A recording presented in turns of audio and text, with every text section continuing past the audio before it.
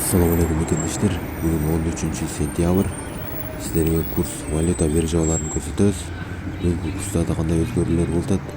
Андыктан биздин каналыбызга катталып, лайк басып, колдоо көрсөтүп кеткиле.